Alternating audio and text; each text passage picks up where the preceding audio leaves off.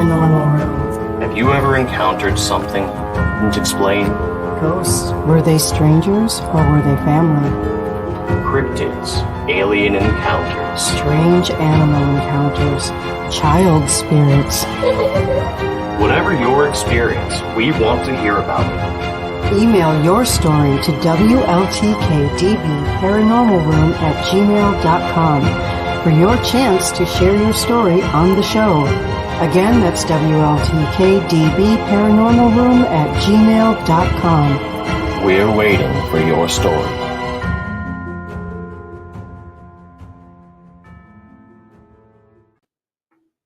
Hey everybody, welcome to the Paranormal Room. My name is Christina Bloom and you are listening to us on WLTK-DB.com. Logan isn't quite here yet. He's having some technical issues, so he will be working on that. And let's see, I am just going to send a little message here, and then I will be right with you because we kind of need to get this information. All right, here we go. Oh, there's Logan. There we are. There we are. All right. I was just going to tell Todd what your issue was, but now we got it fixed. So I just introduced the show. I don't know if you were able to hear that or not. I was not. So we got that started. I have not done my announcements yet. Do you want to do yours first? I know you've got some fun stuff coming up here. Yeah, sure. We've got a lot more VR content coming up. I got an interesting sort of artsy style game called Mask Maker. That's going to be interesting. And on the 9th, we have our first Phasmophobia live video coming to you right here on the Paranormal Room. So don't miss that. That's going to be a lot of fun. I just did the technical test today. Okay. With our guest for that video. Awesome. So and it's looking like a lot of fun, but it's also looking like Supernatural and general ghost lore have lied to me. Uh-oh. Damn you, Supernatural. Salt is not that useful. All right. Hi, Diane. Hi, Robin. Thanks for being here. I'm going to go through my announcements real quick. I know that, and then we're going to talk about some guests we have coming up throughout the year on the show too. And some of them you don't even know about yet, but we're going to get there. So we haven't had time to chat today, or I haven't had time to chat today. Let's get down to the brass tacks. Fair enough. Yeah. So I just wanted to let people know what I've got going on this month. So tomorrow evening at 7:30, I will be channeling the Pleiadian High Council. They've got messages coming up for us for this year. Some things that we can expect for this year. It's sounding like, boy, if the way I've been feeling is any intention about the messages that are going to come through, it is going to be huge. So you can go to my meetup page. That's meetup.com/OneSpiritConnection. And to look for it on my calendar to register to get the Zoom link for that. I will be doing it on Zoom and I will be recording it. So after it's, I don't know what I'm gonna do with recording yet, but I am recording it mostly so I can go back and listen to it, because when I'm channeling, I'm not present. So I'm recording it so I can go back and listen to it. So then we'll see where we go from there. Let's see, on the 20th, Soul and Synergy is launching their new show. Danny and Terry, good friends of mine from Eau Claire. They are launching their new show at 10 a.m. on, I think that's on a Friday. Yeah, that's got to be on a Friday morning. And I will be first guest. Very nice. Super excited. And then we'll finally get to find out who's Soul and who's Synergy. Right? All right. So excited about that. On the 21st, I will be in Plover at the Artist and Fair Atrium with Northwoods Health and Wellness Expos. We're doing a fair there. So I will be doing readings, psychic readings, and energy balancing conversations. You know, whatever you need, I will be there for that. And then on this 26th, I am doing a dragon class on Zoom. So If you're interested in dragons and dragon energy and magic and how all of that works, sign up for that. That will also be on my meetup calendar, One Spirit Connection. And then on the 28th, I am at the Soul and Synergy Fair. Speaking of Soul and Synergy, at the Best Western Conference Center in Eau Claire. That's the one on Mondovi Road. And I will be doing the gallery at that, plus doing private readings or individual readings. There's not really a whole lot of privacy at a psychic fair, but I will be doing individual readings as well all day at that fair.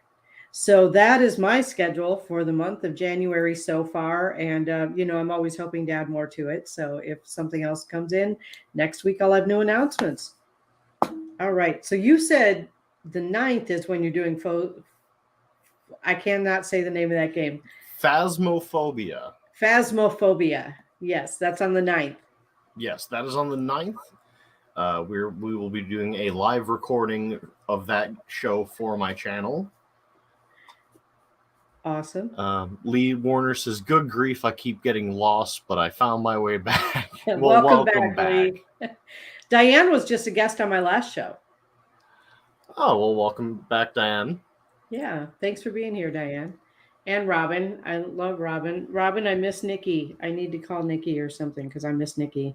I don't know where she's been. But we have all kinds of fun stuff going on. And my phone just notified me that we have a show. So thank you, phone. Thank you, phone. Yeah, much appreciated. It was great. I wasn't sure. Well, the computer notified me right before you got on that I had a show coming on. So Gmail's a little messed up here with the Mercury retrograde. All of the announcements are not coming in at one time. Is that why my GPS has been constantly setting itself to walking directions? Yeah, probably. That makes life as a pizza delivery person very difficult. I can imagine. Like, take a right down this bike trail. I don't think that's a great idea, Siri. Like when TomTom took me down a snowmobile trail up north. Right. In a van. That was fun. Speaking of weird driving incidents, this was not recent, but it was when I was in high school. We were walking down the Ice Age Trail, and this little old blue-haired lady came, like, she can barely see over the steering wheel. Hey, watch it. And I'm not even kidding with this right here. I am not. She was tiny. But she came driving down the bike path, and we're walking that direction. So we're like, I don't know what's going on. We pull off to the side, and we walk up by her, and she rolls down the window. And she's like, "Do you know how to get back to the road?" Lady, I don't know how you got on the trail. Probably back the way you came. Wow. So this poor little old lady had to back out because there's no room to turn around. There's a ledge on one side and a cinder block wall on the other. Oh, so she had to back up that entire way. We just ended up turning around and going the other way. But that does bring us to today's subject, anomalies. It does. All right, what do you got for us? Because you got a big old grin on your face. What do you got for us? I did do a bit of research. I know that's totally unexpected. Right. Merriam-Webster's dictionary, because I should probably start by defining an anomaly, is 1, something different, abnormal, peculiar, or not easily classified. Like me. 2, deviation from the common rule or irregularity. Or 3, the angular distance of a planet from its perihelion as seen from the sun. I am not entirely sure what that part means, but I figured I should mention it. It's a new word. We can learn a new word today. Perihelion. That is. I'm gonna need to remember that for D&D. Yes. But I also found this handy list on Fodors.com. From a fire blazing inside a New York waterfall, which we need to check out next time. Yes. To mysterious hums in New Mexico. These natural anomalies have yet to be fully explained. Number one on the list. I don't know if anyone else has heard of this. I personally had not until I started researching this. The Marfa lights. M-A-R-F-A. Marfa. Okay. I'm not mispronouncing Martha. Wait, is that an acronym or is that just a word? It's the where. It's in Marfa, Texas. Oh, that's like a place. Okay. It is a place, yes. Awesome. All right. And I'm dropping stuff. That's okay. It's sunset, and the desert is still anticipating the coming of darkness. Suddenly, just when the last ray hits the horizon, glowing orbs appear and lazily float in the sky, pulsating and multiplying. It's the Marfa lights, a mysterious sensory phenomenon in the high desert of Texas. Ever since it was spotted by a local shepherd in the 19th century, this dustland northern lights-like spectacle has been a beacon for generations of curiosity-driven tourists that come to Marfa in hopes of seeing the mythical anomaly for themselves. What makes these lights exciting is that there still isn't an explanation for what causes it. Of course, there are suggestions like UFOs or ghosts, as well as some more down-to-earth answers like car traffic lights and atmospheric differentiations. Okay, I just want to cover the anomaly that just happened there. We've all seen me regularly stumble over basic English, but I just flawlessly and first time said differentiations. No, stop. Just stop applauding. That doesn't deserve applause. I'm speaking as I'm supposed to. That's awesome. By the way, Lee says that she has seen the Marfa lights on TV. Really? I would love to hear more about it. Yeah, like where was that? Where can we see that? All right. There's even a Marfa Lights viewing center next to the U.S. Route 67. Well, if I ever find myself in Texas, I might. Right. I only have a handful of reasons to ever go to Texas. Number one being the live action Mario Kart go-kart track. Oh yeah. Oh yeah. That's bucket list for sure. Yeah. Like I could spend probably the rest of the episode geeking out over that place, but I'm not going. And then there's a paintball course that is a 1-to-1 replica of a Call of Duty map, and because I'm a nerd and a gamer, that appeals to me. Lee sent in a response. Yeah, and some paranormal show. She'll have to figure which one. Okay. Yeah. Do you have any anomalies you've remembered, or? Yeah, I do actually, and two things. One of them, you were with me. The Lake George one? Which one was the Lake George one? Oh, actually, I'm gonna save that one because that's actually later on this list. Okay, all right, we'll save that one. But no, this was when you were younger. We were driving cross country, and it was at night driving through Wyoming. Was it the rocket launch? Yeah, it looked like a rocket launch in the middle of nowhere in Wyoming. Oh yeah, I thought it was in Nevada. I've never been to Nevada. No, not Nevada, Montana. Nope, this was we had left Cheyenne, Wyoming, and we were traveling to go. That's right. The bluffs on the side of about probably 100 yards off the side of the road opened up. There was like an opening, not like it actually opened up. There was an opening that we saw. And when we saw in there, it was viewable for about 3 seconds. And it was a full-on rocket launch. NASA level rocket launch. Yeah. Yeah. Did we ever find out what that was? I mean, no. But I do have some theories. There are a few like private rocket testing facilities in the area. Okay. So it could have easily been one of those. I believe there's an Air Force base in the area. Yeah, we'll have to look that up. It could have been any number of things. Yeah, I have two more. To move something. Okay. There we are. All right, I've got two more. both of them traveling, like because I'm out on the road a Well, you lot. do a lot of traveling, yeah. I do a lot of traveling.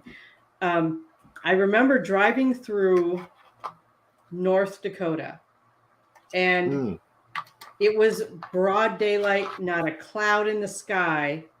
And you know how you like catch a flicker with your eyes, like when the light kind of changes, but not a lot. You yeah. can catch that. And I looked out the windshield, and it looked like someone had taken a sword and just sliced through a canvas sky. And it just kind of, how like canvas would kind of curl up a little bit if you sliced it that way. And I could see dark with stars on the other side, just in that. I was alone that time. Like I didn't even have you or your brother That with me to um verify. that That makes me was very uncomfortable. If anyone else has watched Bleach, you know exactly why. yeah, it was like someone just sliced, yeah, right through it. That was weird. That's a Menos Grande stepping into this dimension. Awesome. I don't know what that means. All right, so, It means big menace. oh, okay. Um, the other thing was when I was driving through Montana, it was when I had the van, my Kia van, and Lee says I saw the multiverse. I sure did. I sure did. That like messed with my head the whole day. But anyway, so Yeah, I I would not have was. been okay. Sorry, continue. It's okay. I know it was weird. Um, I had spent the night in, I don't know, a town in Montana, and I can't think of the name of it. But as I was leaving that, it was like 5 o'clock in the morning. It was barely light out. So it was summertime. It was just barely getting light out. And um, I'm driving on I-90, and I was the only car in all four lanes, 2 lanes in each direction. And I hit the brakes because I saw an animal, and I thought at first it was a deer. It wasn't a deer, it was a jackal. Oh wow. In Montana, I actually did look it up. There have been five recorded sightings of jackals in Montana, and none of them have been anywhere near a major highway. Oh wow. Yeah. Diane says I saw a vortex in Glacier National Park. Tell us more about that, Diane. Yeah, I want to hear about it because we love Glacier. Like we spent like a week Absolutely. in Glacier. Yes. It was Missoula. she said Missoula, Bozeman. No, it was further east than that, like miles something. We have been to Missoula. That place is an anomaly of itself. Oh yeah. I love Missoula, Montana. I- There's some cool people there. There are some cool people, but spending 4th of July in Missoula was one of the most harrowing nights of my life. It was pretty wicked. At the time. At Yeah. the time. At the time. But you were like what, 12? 12 or 13, yeah. 12 or 13, yeah. Yeah, Glacier is a beautiful. My favorite picture of Logan ever is in the Glacier National Park when you were jumping off the dock, and I caught a picture of you in midair from the back. I actually had a dream about that place not too long ago. You did?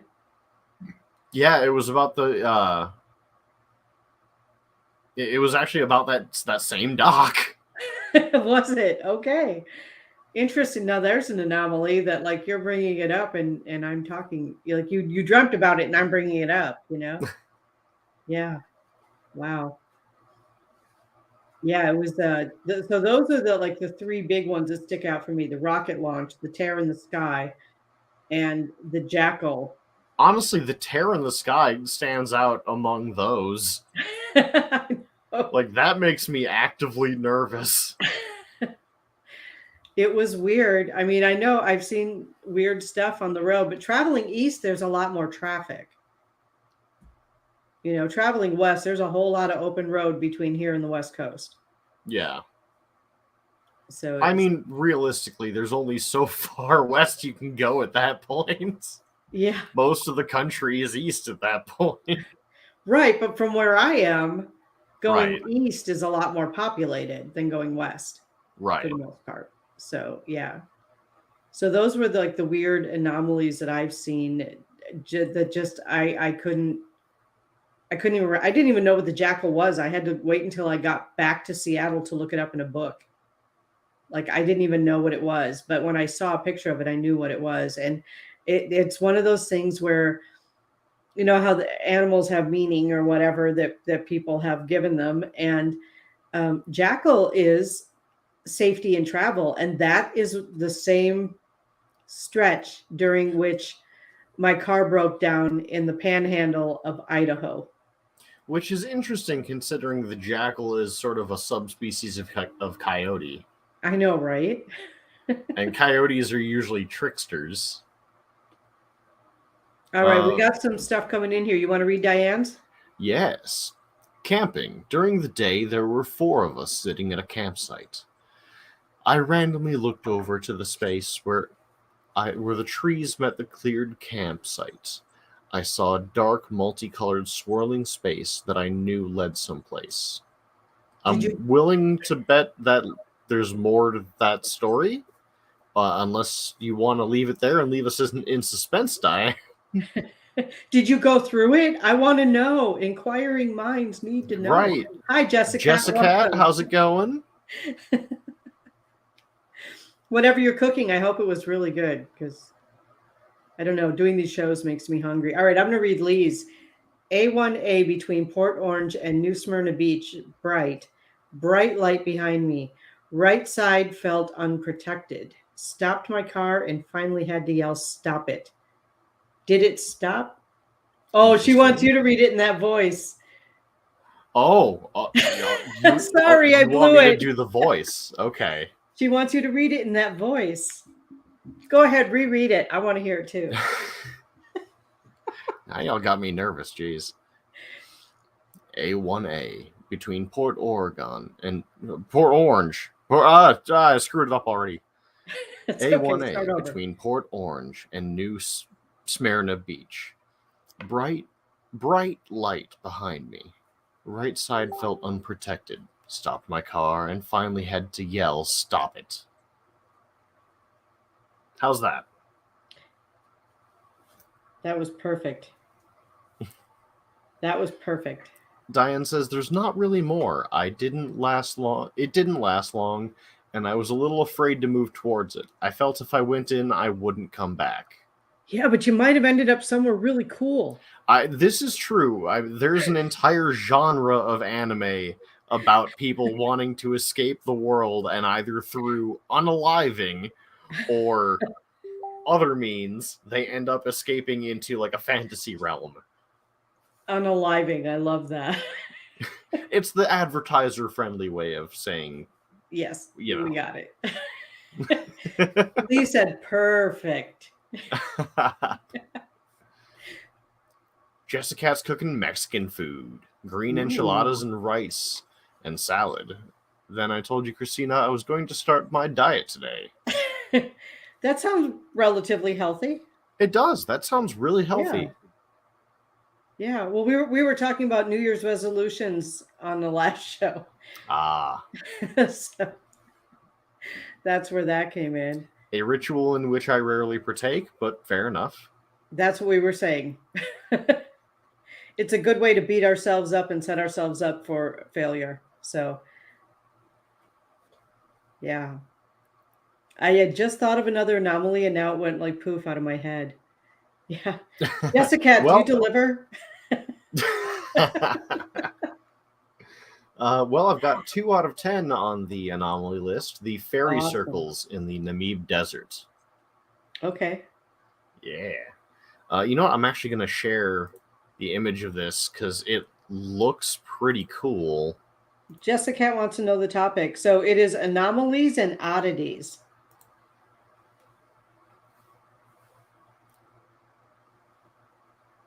Oh, Lee said that the bright light did stop, but it was a warning of something coming up that did happen. Huh.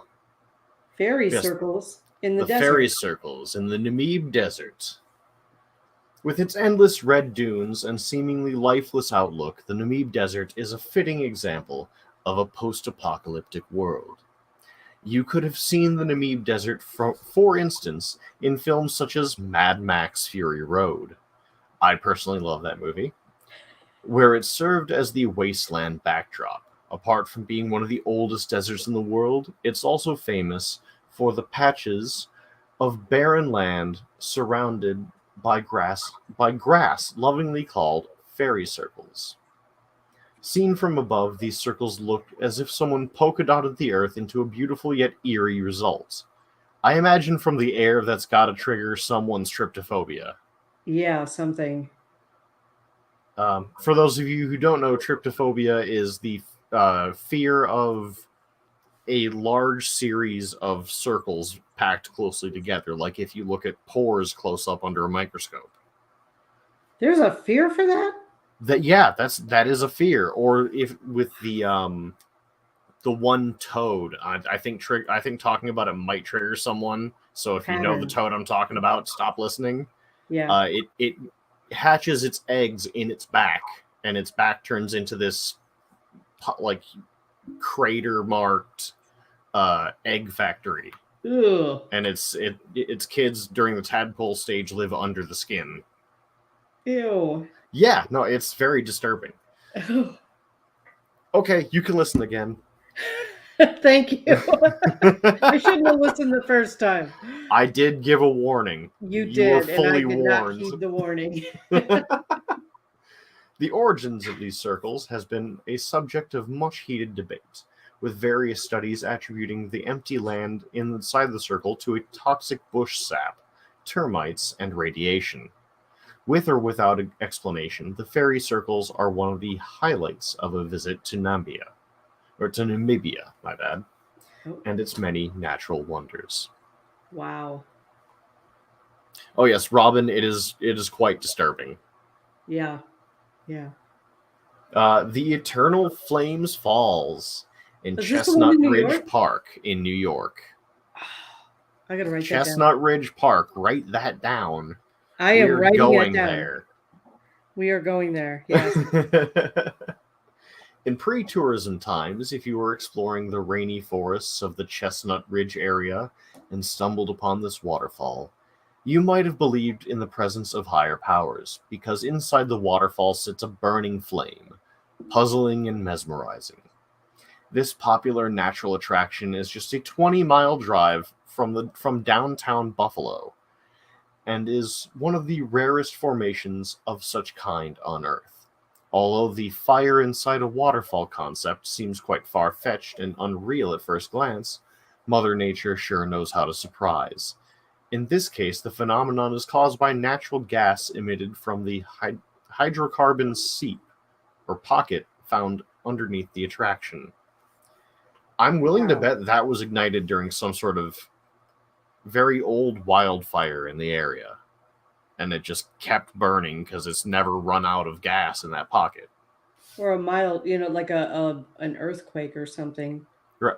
I am taking my next profile picture next to that. Okay. Okay. All right. That is happening.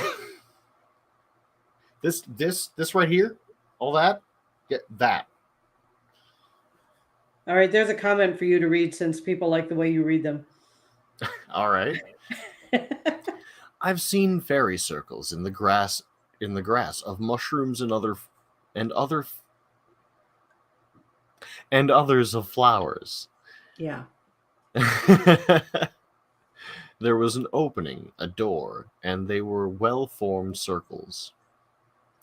Nice.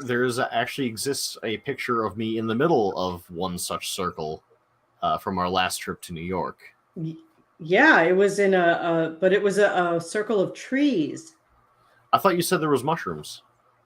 Well, there was mushrooms there too, but the circle was formed by trees. Like you could see that. Yeah. Yep. Lee says, when I was very young, I destroyed a mushroom circle and immediately felt it was wrong.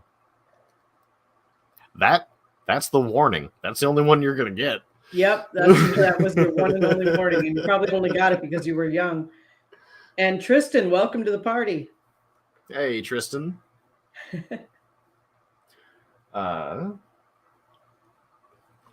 4 out of 10 is Lord Howe Island's Time. This one's kind of more of a mundane construct type of thing, but due to where it is, it's in the wrong time zone.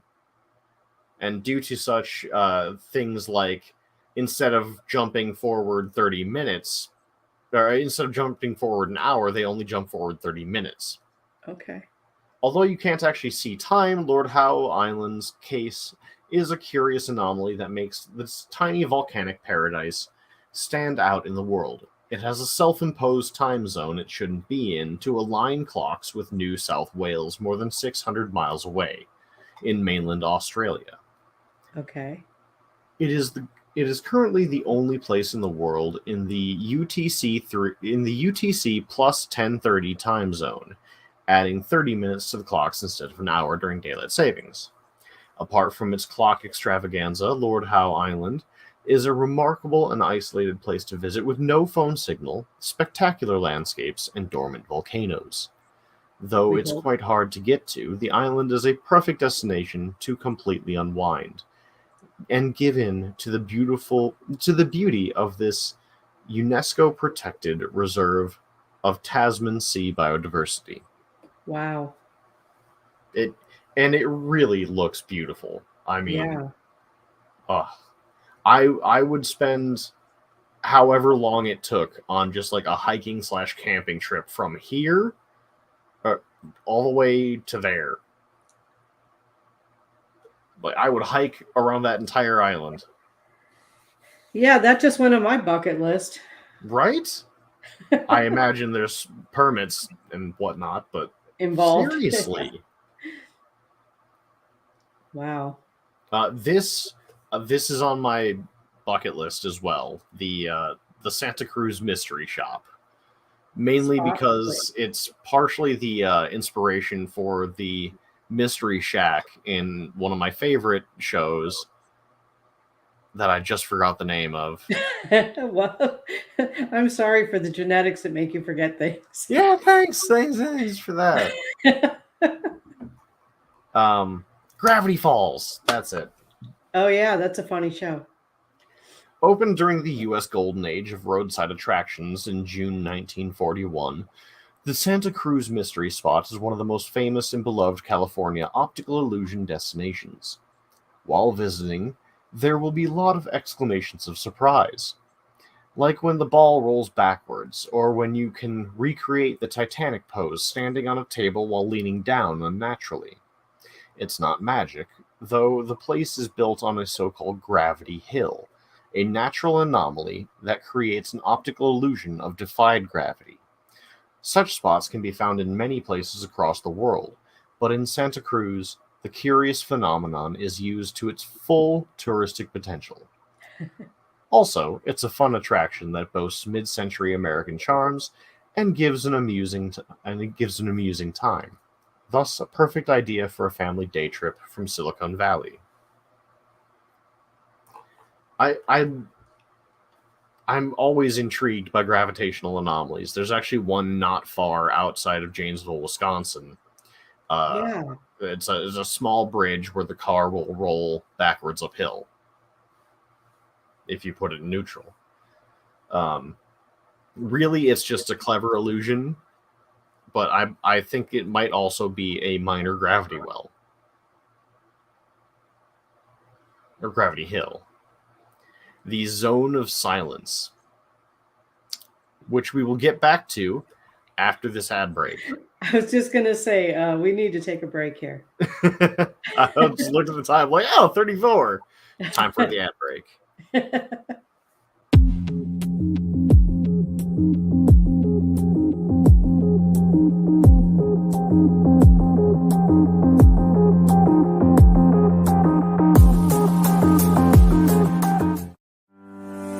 Ellie Weisensel's psychic medium is a medical intuitive that specializes as a body code practitioner. As an energy healer, Ellie offers additional services that allow her modalities to be intertwined with energetic healing. Within your subconscious lies information that knows everything about you and why you deal with specific conditions. of the subconscious can be considered the blueprint to your entire body. With Ellie working physically with your subconscious mind, we detect what negative emotions are trapped and where they are stored within the body that is causing you your emotional and physical pain.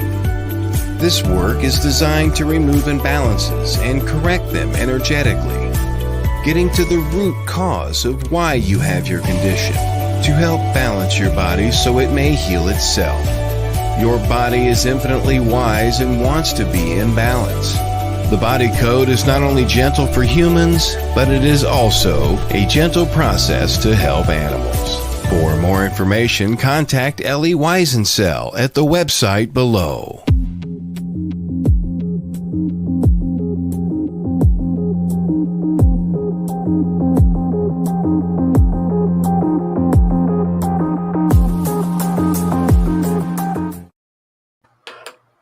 Welcome back, everyone. You are in the paranormal room, and today we are talking about anomalies and oddities. And there's been some stuff put into the chat while we've been on break. There has. Yeah. Let me read that Lee in said there's my requested voice. Yeah. And, okay. I'll just sit back and let your requested voice do it.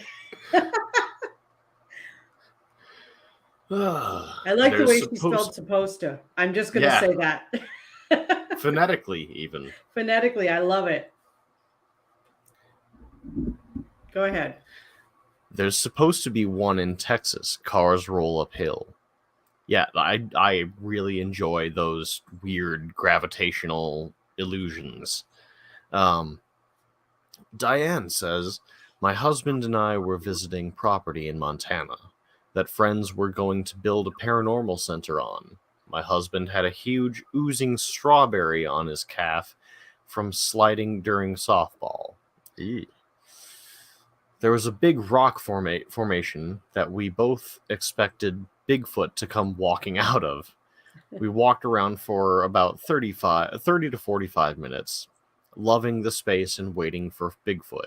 He never showed, but when we got back to in my car, my husband's leg was completely healed with new pink skin. Wow. That's wonderful. That's pretty cool. Yeah.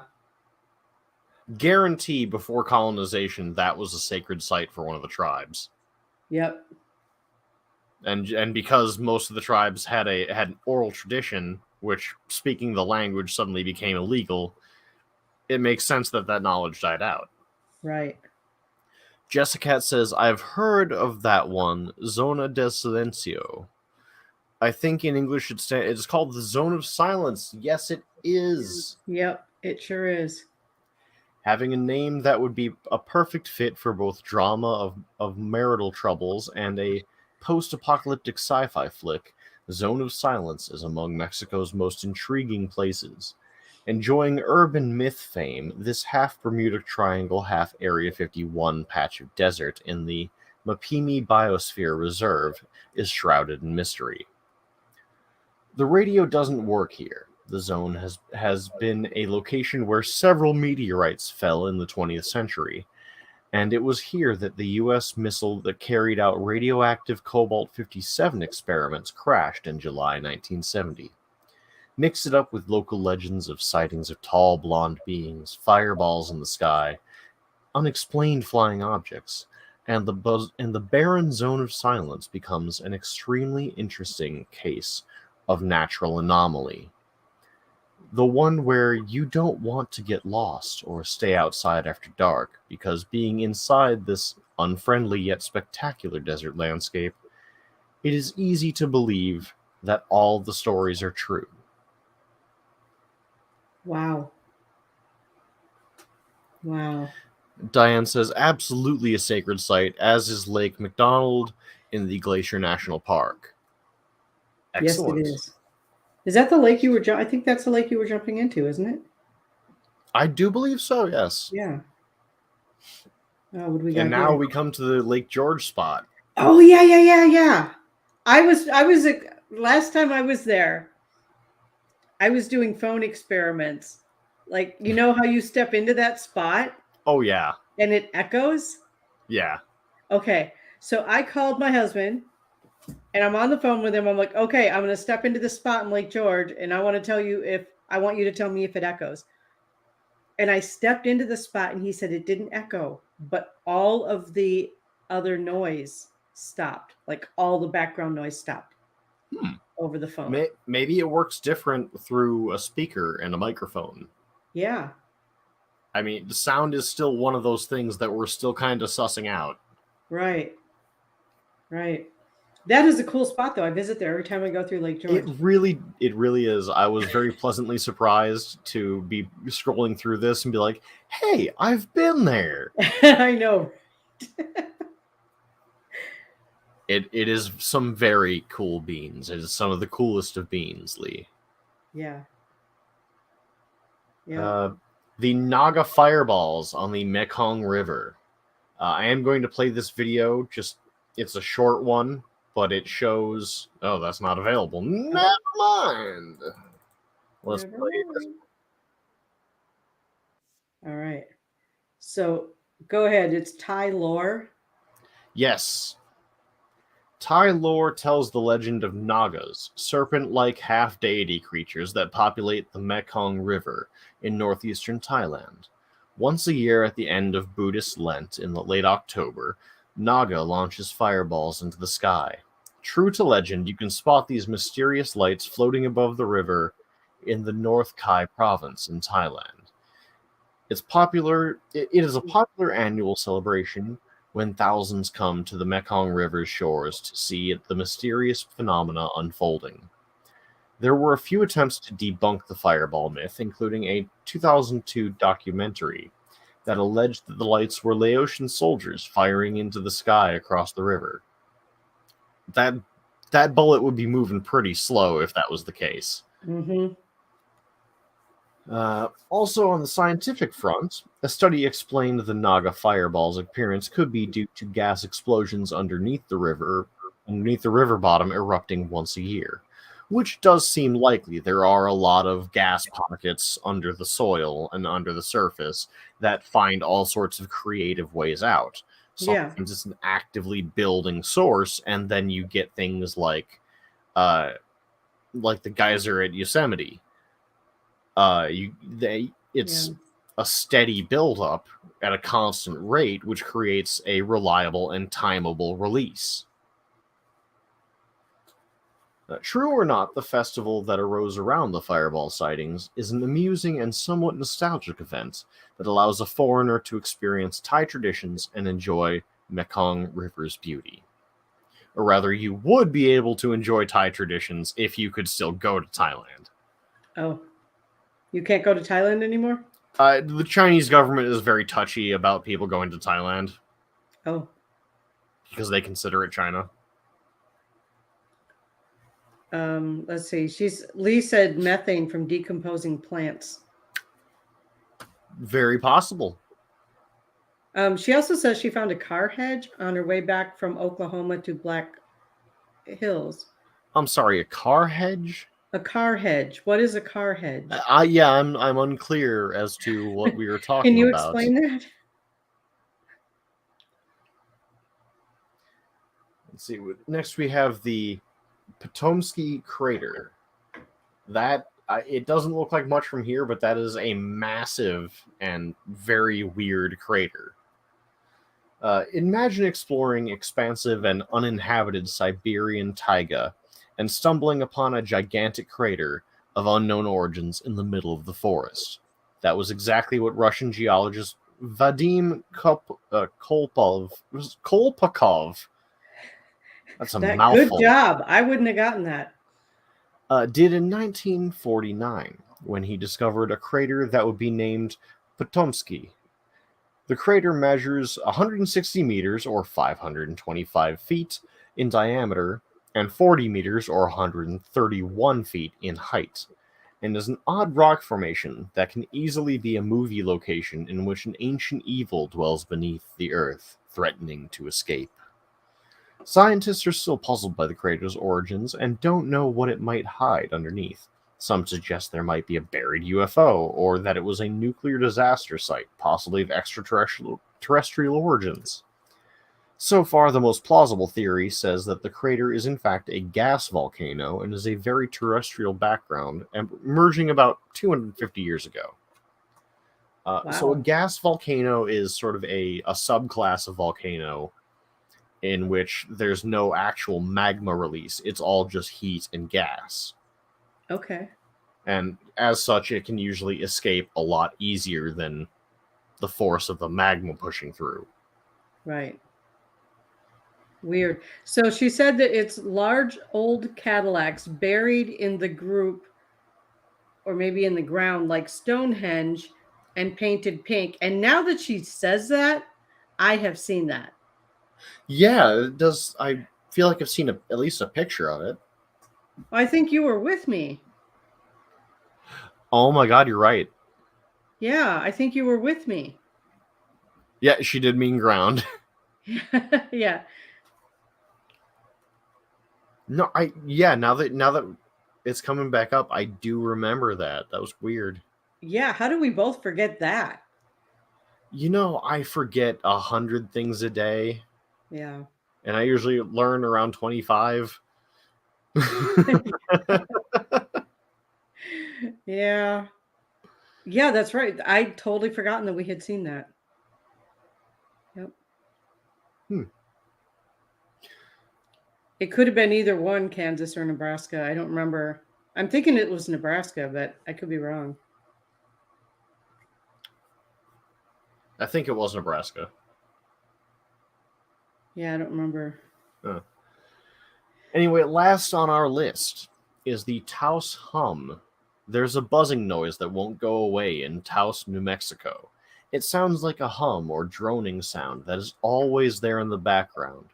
So far, science hasn't been able to explain the phenomenon fully.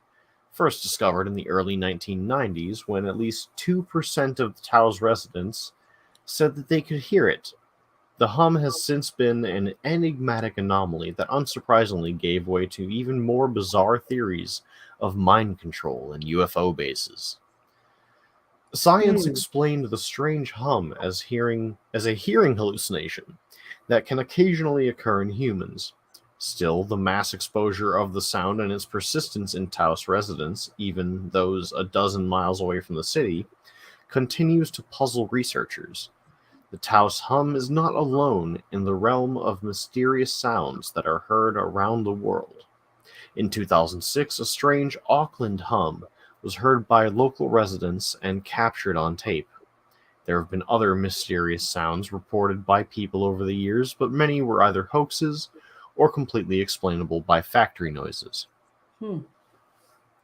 I do remember a lot of different stories about various places that have like a hum to it. There's places in Europe, I believe, that also have that. Alaska has a lot of mysteries. Yes, you are correct about that, Just Cat. We could probably spend an entire episode just on Alaskan mysteries.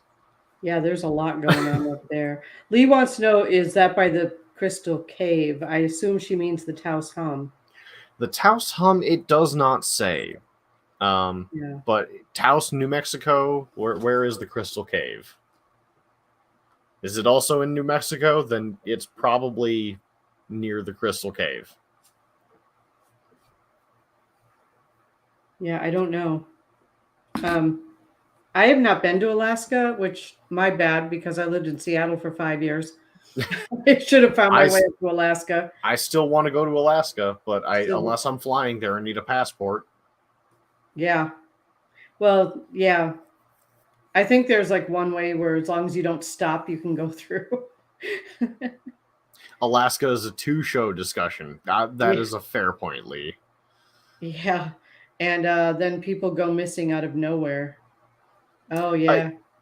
Part of that might just be people trying to get away from society. There was an entire story where some guy, he burned all of his identification. He parked his car in the middle of a field and just walked off and started living in Alaska. Yeah. And sometimes people do that. And other times, bears and moose and wolves, they're a thing. Yeah. They are a thing, yes. They are many things. All right, I'm going to look up Crystal Cave here, so because I think that there are probably several of them. Though I think the weirdest anomalies are the ones that we don't consider anomalies because they're constant. Yeah. Like the brain. It's a lump of fat and salt and electricity that got tricked into thinking. What? That is what the brain is made of. It is fat. It is primarily fat and salt. Wow. Okay. And it conducts electricity. So it's a lump of fat, salt, and electricity. Okay, so there are crystal caves in Wisconsin, Pennsylvania, Ohio, Kentucky, Illinois, and California. So I'm gonna go with no. It's not close to the Crystal Caves. Crystal Cave, I think, is in California. That's what she just said. But yeah, there are crystal caves all over the place. And I have been inside of crystal caves in New York. They're just not called Crystal Cave. And then there was Ruby Falls. There was what? Ruby Falls. Ruby Falls was awesome. It absolutely was. Ruby Falls, like it is this huge waterfall underground, like 1,200 feet underground. And there's an anomaly. That's an anomaly. Yeah. I don't know if it's an anomaly or not, but. Well, it's something unusual about the natural formation of waterfalls and rocks. Right. Well, she used to live in Chattanooga. Robin said he was hiding from the police. The guy who parked his car and walked off. Very likely. You know what? Yeah. That makes sense. But was it worth it? You got eaten. Sorry, spoilers. Yeah, we don't want to go there. The Paulding light in Upper Michigan. Oh yes. Yeah, that's an anomaly. Many would also consider the Aurora Borealis to be an anomaly, even though it's been explained as a excitation of the ionosphere. Right. But I still consider that an anomaly, even if you can explain it. It's just something that only occurs, in certain places. Didn't we go to Crystal Cave by doing bilocation and set off the alarm in the gift shop? I'm assuming that's Keith. I don't remember. You guys remember so much more about what we do in classes than I do. We might have, because we've had a few bilocation classes. And I do have one more anomaly that I'd like to make an anecdote about, but I'd like to end the show with that. So if you have anything to discuss, by all means. I do actually. I think what makes it an anomaly for me is that it's happened years apart. Okay, so when I was in high school, we lived outside of Minocqua, Wisconsin. I was working at Hardee's. And when I was coming home after closing, like at 11:30, 12 o'clock at night, there was a car, like from when I turned onto Blue Lake Road all the way home, which was about, I think, 2 miles. There was always the headlights of an old Lincoln, like an old Lincoln, that followed me home. And as soon as I pulled in and parked, it was gone. It didn't turn around and leave, just gone. Huh. After John and I got together and we were going back up there more often, I went to find that place again where we used to live. Same headlights followed me in. Oh, wow. That was like 30 years later. Same headlights followed me in. And then disappeared. Yeah. That's definitely something. I don't know what it is, but yeah. I saw a different dimension while driving on the interstate. Guy walking in the dark alongside the interstate where he couldn't be. I remember him telling me about that's Keith. I remember him telling me about that. Okay. Yeah. Hi, Keith. I also remember, I was in the car with your dad, actually, and we were on the way to Rockford. I was driving. We were at a red light, and the light turned green, but I waited for the two gentlemen who were dressed like in the 50s. with the black leather coats and the greased back hair Uh, and the rolled up jeans. I mean, they look like they walked right off the set of Happy Days. Crossing the street in front of me. And he looked at me and goes, "Are you going to go?" And I'm like, "I'm waiting for these two guys to finish crossing the street." And he looked at me and said, "What two guys?" So I'm thinking that was an interdimensional something or another.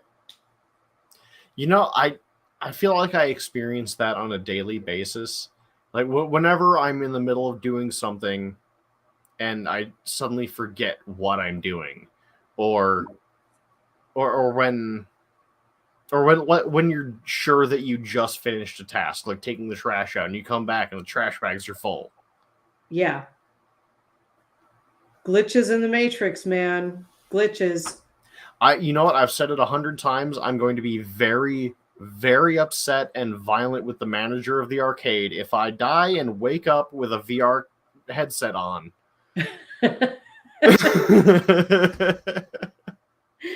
Yep. I will be quite upset. Glitches in the Matrix. I'm telling you, there's a lot of them. There's a lot of glitches. It's just weird. Yeah. Seeing through physical objects and seeing what is below count. Oh, yeah. I believe that's called no clipping. It's called what? There's a thing in video games. It's a cheat where you put in no clip and you're able to walk through stuff and see through stuff. Yeah, but there have been times, and I know what he's referring to, because Steven's Rock Shop has this vortex place in it, and it's in some little town outside of Madison. I can't think of the name of right now. Marshall. It's in Marshall, Wisconsin, and I stood in that vortex when there's a whole bunch of like raw selenite around. Oh. I could literally see through my car. That made driving really interesting. Like I could see through the car. It was interesting. Yeah. Made driving a little scary. I imagine. I mean, how do you think Wonder Woman feels? She flies in an invisible jet. I know. Like, at least Superman can just stop flying at any time and let gravity take over. He'll be fine. Yeah. All right. What's your anomaly? Existence. Existence is the ultimate anomaly, even though we consider it the natural state of being. For one major reason. We exist. It's a self-interest thing. Okay. Yeah. I, for one, do not particularly enjoy this anomaly, but would like to study it from a distance. However, there seems to be a bit of a waiting list. Yeah. So Superman I'll have to is wait my fine. turn. Sorry. Superman is fine. And with that little existential bombshell, I think we will end tonight's session. Tune in next week when we will be live recording Phasmophobia in VR, and with our guest who will be walking me further through the path of the ghost hunter. All right. Do you want me on or not? That is entirely up to you if you think you can handle it. All right. You need to put out a warning on this one. It is a jump scare kind of game. There's a lot of building tension. So if you're not comfortable with the classic horror movie anxiety building situation, it's not going to be a show for you. What about flashing? There shouldn't be too many flashing lights, honestly. Okay. That was my concern. I didn't want to cause like a seizure from flashing lights. No, I as far from the one session I've played of that game, there doesn't seem to be any flashing lights unless I deliberately start flashing the flashlight. Okay. All right. So if I do that, warning. It is going to be a virtual reality show next week. Let's see. VR Ghost Hunters, let's do this. LOL, love no clip. Yeah, see, Todd knows what no clip is. Yeah, I don't. So anyway, yeah, and then Amy Lynn is going to be talking about ghost hunting. She's actually going to be playing it with me. Oh, fun! So yes, I will not be the only person ghost hunting. I will have a sensei to walk me through the what needs to be done. Is Roman joining too? Unlikely. I think there's only one recording quality setup in the house. I don't know. Oh, I can't okay. speak for them. Right. Okay. Cool. All right. So that's it for next week. Oh wait, the week after. Oh we yes, have the week after we have another guest. Yes, Resnick. we have Resnick coming on the 16th, and he is part of CAPS with Barnaby Jones, who has a show, Monday Morning Monsters, which is actually on at noon. But I listened to it today. So yeah, it sounds like it's going to be a lot of fun to have Resnick on. I spent some time chatting with him today. And then at some point coming up, we are going to have Bishop Kenneth Torres, who is a exorcist. Okay. So I met Ken when we were in New York, and yeah, so at some point, I don't have a date for him yet, but we're going to have him on. So that'll be fun. And I'll have to talk to him about the game Mortuary Assistant. He would probably have a long conversation about that. Yep. Well, I don't know if you can't wait to meet me there, but somebody can't. All right. So Lee watches Barnaby on Monday Morning Monsters. Oh, very nice. Yeah. Yeah. They had a Sasquatcher out of upstate New York on today. That's who Barnaby had on today. Yeah. Kenny nice. Irish. Yeah. Kenny, that is quite a name. Yeah, isn't it? His real name. Both of them are like, honest to God, these are our real names. Wow. Okay. All right. So with that, I put in a plug for Barnaby and his show on Monday Morning Monsters, and some plugs for our show, and some plugs for Turtle Island Gaming. Yes, plugs for Turtle Island Gaming and ChristinaBloom.com. And if you want a psychic reading with me, send me an email at psychicchristina67@gmail.com. All right, all the plugs are in. Yes. Shameless self-promotion. At least we waited till the end. Yes, at least we waited till the end. All right. So I will probably see you next week unless I get scared.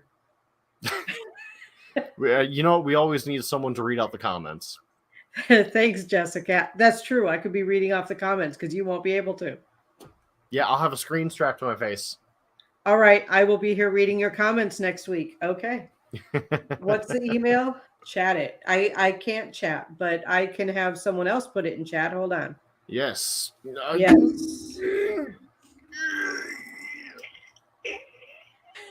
Todd, help me out of here.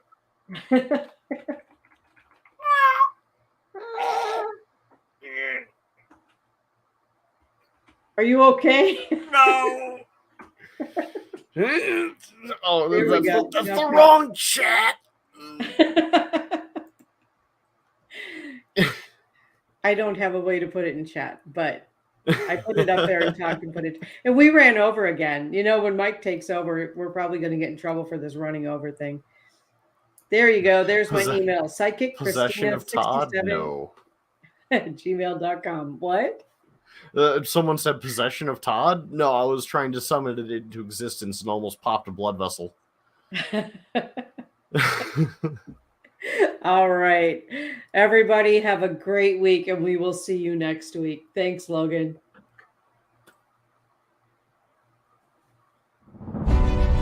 The truth is here and now on WLTK-DB Talk Radio at WLTK-DB.com.